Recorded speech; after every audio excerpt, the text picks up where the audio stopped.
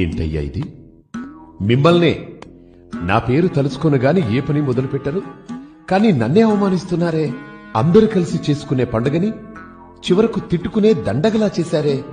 మా అమ్మ నన్ను పసుపుతో చేస్తే మీరేమో దాన్ని కాస్త ప్లాస్టర్ ఆఫ్ పారిస్ లోకి మార్చేశారు. నాకేం రంగులు కావాలని అడిగానా? మట్టితో చేస్తే వరాలివ్వనన్నానా? వేదాలలో నన్ను బ్రొటనవేలంతా చేస్తే చాలని చెబితే మీరేమో మీ చిత్తం వచ్చినట్టు నా ఎత్తు పెంచేస్తున్నారు. నాకు నాతోటే పోటీ పెడతారా? అన్నా, ఒక్క అడుగుతో మొదలై 60 అడుగులకు చేర్చేశారు.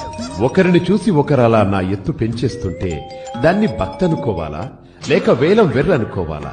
ఎత్తు ఎంతన్నది కాదయ్యా, భక్తి ఎంతన్నది ముఖ్యం.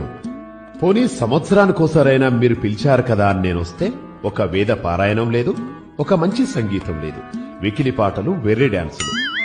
అది నా పెద్ద చెవులే హోరెత్తిపోయేలా.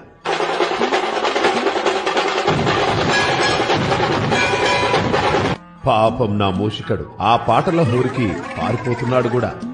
ఇక చుట్టుపక్కల జనాలైతే రోజు అష్టోత్తరం సంగతి ఎలా ఉన్నా మీ గోలకి తిట్టదండకం చదువుతున్నారు.